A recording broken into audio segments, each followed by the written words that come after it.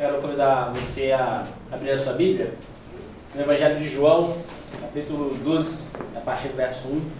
E quero convidar você a refletir algo que eu tenho pensado nas últimas semanas. João 12, a partir do verso 1. 12, filho? João 12, isso.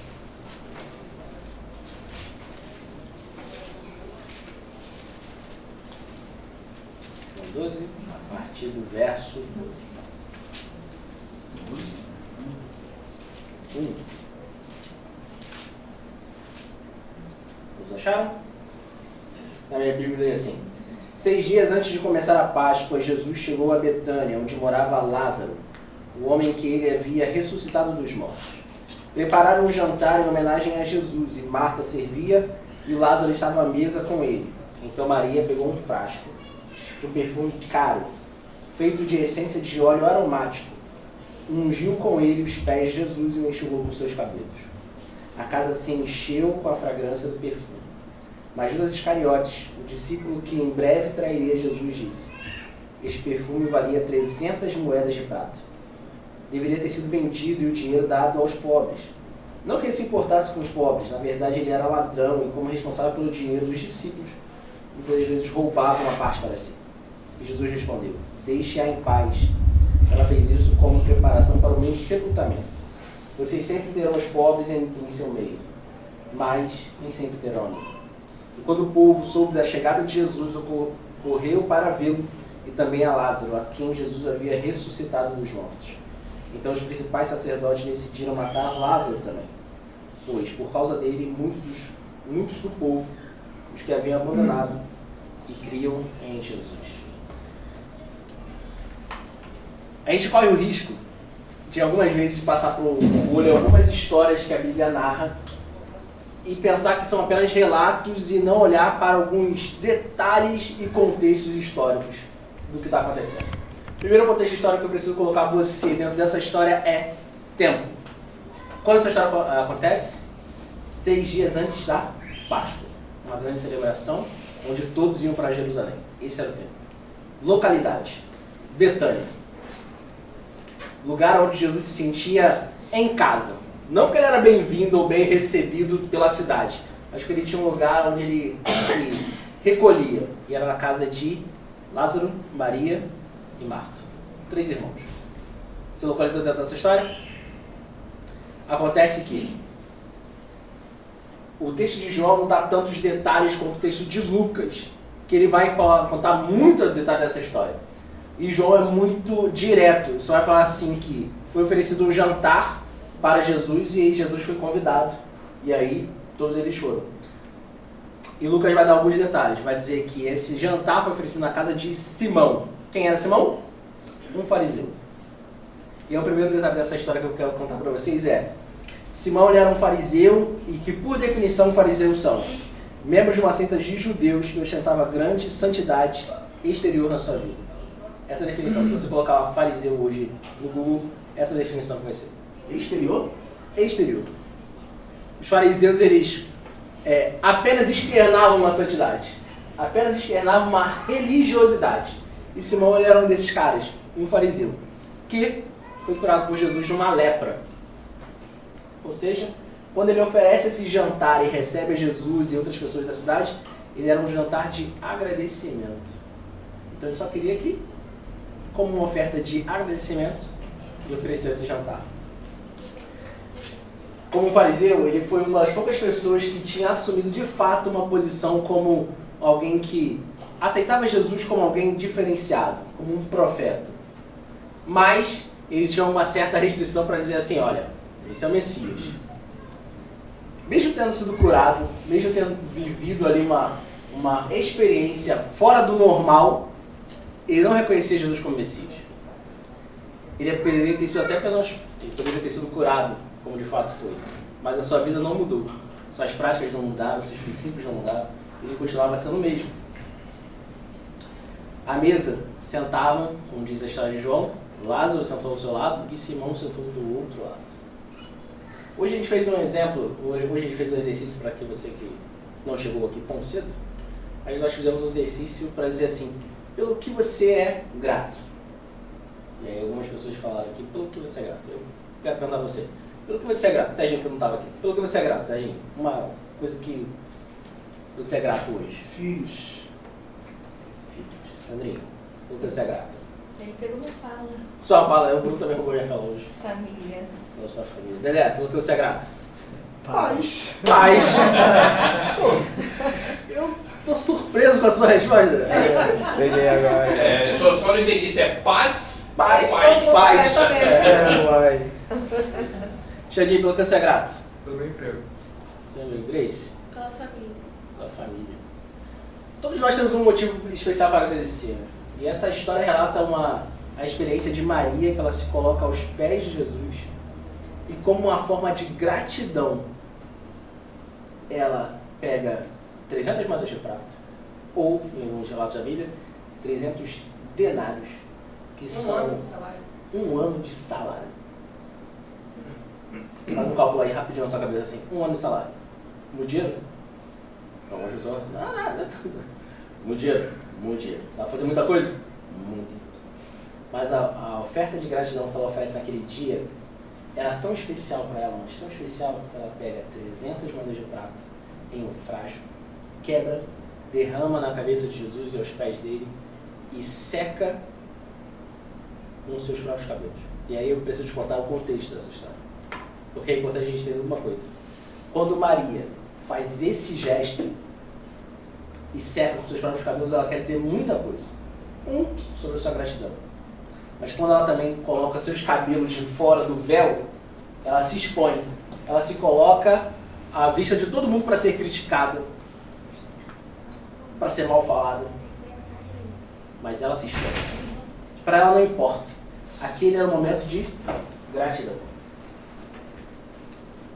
Eu pergunto para você, pelo que você é grato de fato hoje nessa manhã.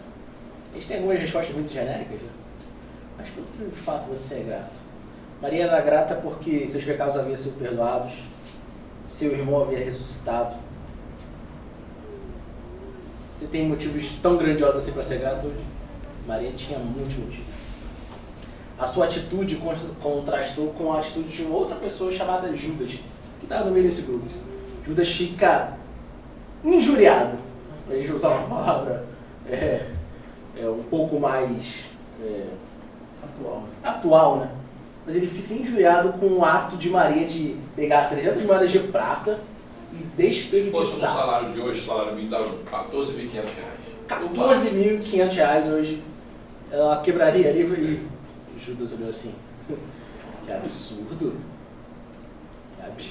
Olha só. Com 14, o que dá pra fazer hoje com 14 mil reais? O que dá pra fazer hoje com 14 mil reais? Tem que ser um perfume muito bom, né?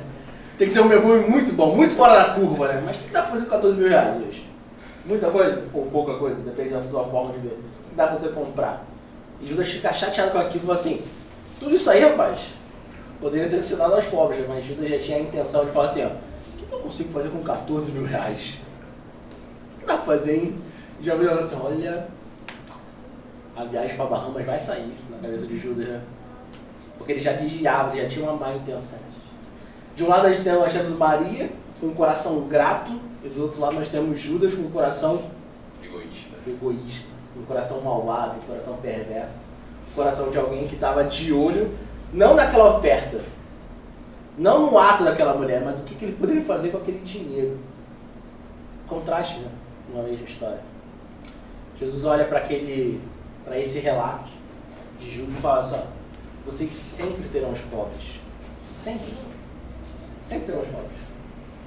Mas a mim, vocês não vão ter. A gente tem falado na lição, né? Quantas vezes Jesus vai dizendo, olha, eu vou morrer, o sacrifício vai acontecer, é necessário que eu morra, mas ele fala assim, olha, o ato de Maria hoje representa que ela está embalsamando meu corpo para o meu sepultamento. Jesus estava dizendo para eles que aqueles momentos que eles estavam passando iriam findar. E se Maria usasse aquele mesmo perfume para embalsamar o corpo de Jesus após ele ir para a tumba, significaria apenas que aquela tumba fosse ficar perfumada. Um corpo seria perfumado. Um corpo sem vida ficaria perfumado. Mas quando Maria faz isso com Jesus em vida, ele enche o coração de Jesus de alegria e perfuma aquele ambiente. Isso chama a atenção de todas as pessoas. Em vida, Maria tem uma atitude que talvez você não teria, mesmo depois da morte. Mesmo depois da morte. Jesus está querendo dizer assim, olha, o tempo é precioso demais e curto demais. Muito em breve, eu serei morto. E Maria escolhe passar esse tempo com a gente, comigo, ouvindo as minhas palavras. Quando você vai ver esse mesmo relato nos outros evangelhos, você vai ver que Marta fica angustiada e chateada que Maria, ao invés de estar ajudando nos serviços, Maria está lá, aos pés de Jesus. E aí Jesus usa uma frase que ela fala assim, Maria escolheu a melhor parte. Semana passada a gente contou uma notícia triste, né? Eu demorei algum tempo para entender tudo aquilo que tinha acontecido. Tudo aquilo que tinha acontecido. E sofri não por mim, não pela minha família, mas sofri por um amigo meu, o Léo. A gente conviveu durante um bom tempo juntos, trabalhamos juntos. E por conhecer o Léo, eu sofri por ele. E eu me peguei chorando, pensando na dor do Léo. Pensando o que eu poderia dizer, o que ele poderia ter dito, sabe? O que ele não conseguiu dizer. E aquilo aí me trouxe uma certa aflição, uma certa dor. Caio, nós comentamos aqui quarta-feira que às vezes a gente só manda flores depois da pessoa morre, né? A gente só fala as coisas depois, só rende homenagens depois que a pessoa parte. E quarta-feira nós falamos sobre isso aqui, que nós deveríamos dar flores em vida. Flores em vida, né? Falar como é que você gosta de você, elogiar, né? Não é puxar o saco, mas é ser honesto, né? Eu falei que eu vi a Joana do Edivaldo, ela cortou o cabelo um sábado antes de morrer. Eu passei por ela, vi, assim, achei diferente, né? E falei assim, não, estou com pressa que eu tenho que ir lá dentro da igreja fazer alguma coisa, mas na volta eu vou falar com ela, que ficou legal o cabelinho dela, ficou jovem, né? Não deu tempo. Então a gente tem que pensar muito nessas coisas. Né? Quando Maria escolhe a melhor parte, é um recado, um alerta pra gente que a gente possa talvez escolher a melhor parte. Não há melhor parte hoje do que estar ao lado de Jesus. Eu preciso dizer para você, não há melhor parte hoje em vida do que você reconhecer, pelo que você também é grato. Maria estava ali, naquela posição, porque ela tinha um coração grato e em vida ela quis reconhecer isso. Pela fé, eu e você podemos afirmar que Jesus ressuscitou, conforme nós falamos hoje na lição. Nós servimos a um Jesus que está vivo. E pelo que você é grato. Pelo que você tem dito hoje, tem reconhecido a Jesus assim, olha, eu sou grato por isso. Eu sou grato por isso. Quais são os motivos pelo qual você tem colocado o seu coração diante de Jesus e fala assim, olha, eu sou grato por esses motivos. Às vezes nos falta as oportunidades. Às vezes a gente fica pensando, o que a gente poderia ter dito a alguém? O que a gente poderia ter falado? Mas hoje a oportunidade nos é dada. Temos vida. Jesus está vivo. Pelo que você é grato. Outro relato em Lucas, na mesma história, vai dizer que Simão vê essa cena e fala uma frase que todo religioso já falou alguma vez na Bíblia. Se o Senhor soubesse quem é essa mulher, o Senhor nem teria parte com ela. Nem teria parte com ela. A religiosidade algumas vezes nos impede de olhar para algumas pessoas e falar assim, olha, a oportunidade de graça e salvação é estendida a todos. A todos. Você conhece alguém ruim, de má fama, alguém que você tem certeza que não merece a graça? Eu preciso dizer para você, como eu disse agora na lição, a graça é oferecida até mesmo para essa pessoa. Muitas vezes a gente pega os estereótipos de gente e de pessoas e histórias e fala assim, por que Jesus usa tal fulano? Que graça está oferecida para ele? A gente corre esse risco da religiosidade. E Jesus vai dizer para Simão uma coisa que deveria mexer muito com a gente hoje. onde quer que essa história for contada, onde quer que o evangelho for contado, o ato dessa mulher de quebrar um frasco de perfume será contado. E é uma profecia, porque hoje nós estamos em 2022 e a gente tem falado sobre essa história. O ato de ser grato dessa mulher, o ato de se colocar com um coração grato diante de Jesus e falar assim, olha, tudo que eu tenho é um ano de salário, são 14 mil reais de salário mínimo, eu quero quebrar hoje aqui, diante de Jesus. Ao invés de perguntar agora para você pelo que você é grato, eu preciso perguntar para você o que você quer oferecer hoje a Jesus. O que você tem hoje para oferecer a Jesus?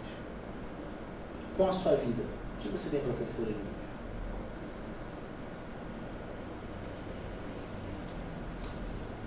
Por acaso eu encontrei com o tio Kiko essa semana, no centro. Andando, eu encontrei com ele. Ele falou uma coisa para mim, ele falou assim, cara, eu tenho me sentido muito confortado por Jesus. Muito confortável. Talvez no lugar dele eu não me sentiria tão confortável assim. Com toda a história, com tudo aquilo que aconteceu. Mas com a certeza de que eu saí dali e fiquei olhando para o tio Kiko e falei assim, é alguém que colocou o coração nas mãos de Jesus. É alguém que entendeu o que é ser dependente dele. É alguém que entendeu que falou assim, olha, tudo que eu tenho realmente não me pertence. As coisas que você tem, as pessoas que você acha que tem do seu lado, nada disso te pertence. Tudo pertence a Deus. Tudo isso vem de Deus, como Paulo diz, tudo isso vem de Deus, que nos quer em relacionamento com Ele. Tudo que você é grato. O que você tem hoje para oferecer a Jesus? A escritora Ellen White vai dizer assim, hoje, poucos apreciam tudo que Cristo é para eles. Se o fizessem, expressariam o grande amor de Maria. Pensariam que nada é custoso demais para dar a Cristo. Nenhuma palavra, nenhuma abnegação ou sacrifício é grande demais para ser suportado por amor a Ele. Aquele que esquadrinha o coração havia lido o motivo que provocou a ação de Maria. Ele também viu o Espírito que motivou as palavras de Simão. Jesus sabia ler o ambiente, sabia ler o coração de Maria, era um coração grato, mas também sabia ler a religiosidade que Simão apresentou ali naquele momento. E o Espírito que induziu Simão naquele momento. De entender que, mesmo curado, mesmo sua vida transformada, ele não tinha sido convertido. Jesus sabia ler o ambiente. Simão achava que tinha honrado Jesus ao convidá-lo para a sua casa. Mas agora ele se viu como realmente era. Viu que a sua religião tinha sido um manto de fariasismo. Ele desprezara a compaixão de Jesus. Não o reconheceram como representante de Deus. E Maria era uma pecadora perdoada. Ele, um pecador que ainda não tinha encontrado perdão. Pelo que você é grato, o que você tem hoje para oferecer a Jesus? E a terceira pergunta que eu quero deixar para você hoje. Você se sente perdoado? O quão ruim você acha que é? Você se sente perdoado?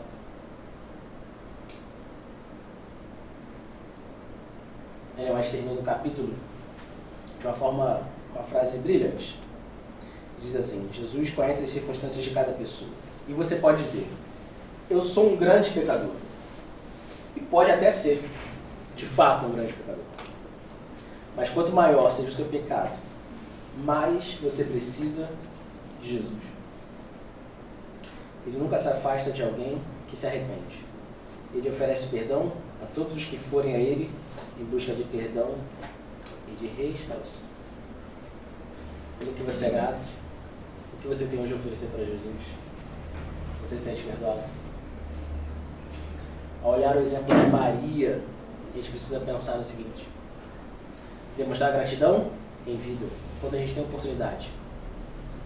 A vida é um sopro. De fato é. Não se engane achando que não é. É um sopro.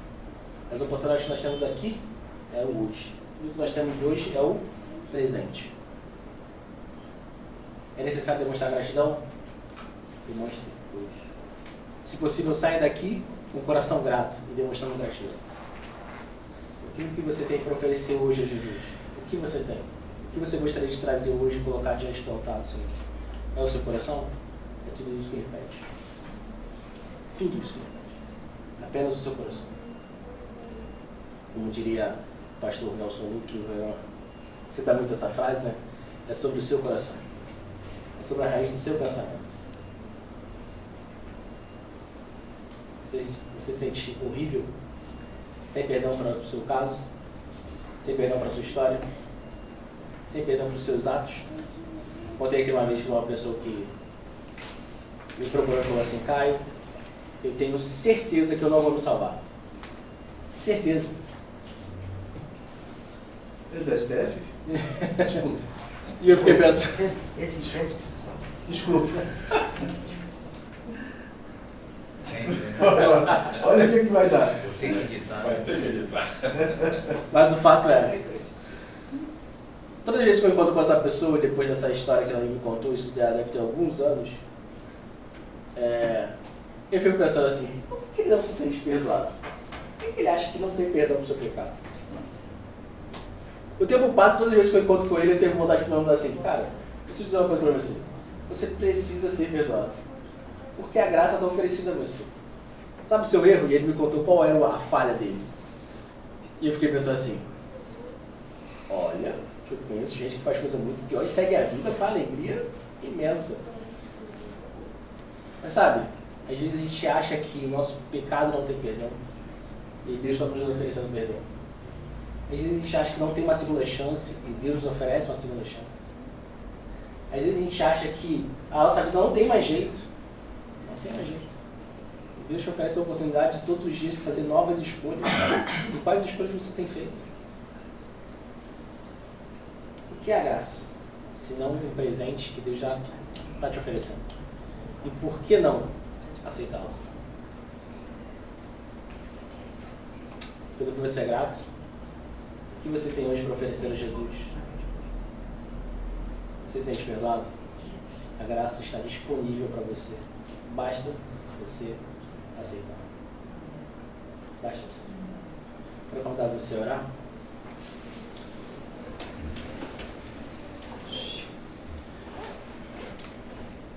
Querido e bondoso Deus, aqui está a nossa comunidade, com um coração que nós temos, um coração que muitas vezes é tendencioso para o mal, que muitas vezes não entende e não aceita a tua vontade para as nossas vidas. Mas temos a certeza que a mesma história de que Maria tem a oportunidade de reconhecer em vida tudo aquilo pela qual ela tinha gratidão, nós também temos a oportunidade de, com nossas vidas, de externar a nossa gratidão. Talvez a gente não externe aqui em público pelo que de fato nós somos gratos, pelas bênçãos que nós recebemos todos os dias e muitas vezes nem reconhecemos. Mas, Senhor, que o nosso coração seja moldado de acordo com a Tua vontade e que, acima de tudo, a gente consiga entender os pontos onde nós precisamos ser gratos a Ti. Pela oportunidade de vida que nós temos, pela família que nós temos, pelo emprego que nós temos, pelas oportunidades que nos são colocadas, pelas pessoas que nos cercam em todos os ambientes onde nós estamos. Tudo isso é bênção tudo. E para tudo isso, o Senhor quer nos usar de alguma forma. Então, Senhor, que a nossa vida seja colocada diante do Teu altar para ser usada. O que nós temos para oferecer hoje? É apenas o nosso coração. Então, Senhor, tome isso como uma oferta agradável a Ti. Que o nosso coração seja transformado pela Tua graça. Amém. E seja realmente sacrificado diante do Teu altar. Amém. E se há alguém aqui que hoje não se sente perdoado, que a graça não encontre. Que a Tua graça possa se fazer presente nessa vida. E que ela saia daqui hoje, não apenas perdoada, mas com direito a um novo começo, uma nova história, uma nova vida. Nos transforme, nos use para a Tua graça e para o Teu reino, para que as pessoas possam ver em nós o Teu amor, o Teu cuidado e a Tua misericórdia em nossas vidas. Nos salve para o Teu reino salve também os nossos familiares, as nossas famílias, os Salve. nossos amigos, as pessoas a qual estão perdidas hoje. Que a tua graça também seja oferecida pelas as pessoas que um dia já estiveram aqui dentro desse espaço, dentro dessa casa, que hoje já não estão mais. Mas que a tua graça possa os encontrá-los. E que, como comunidade, a gente também possa abraçá-los. Nos use e salve para o teu reino. Oramos em nome de Jesus. Amém.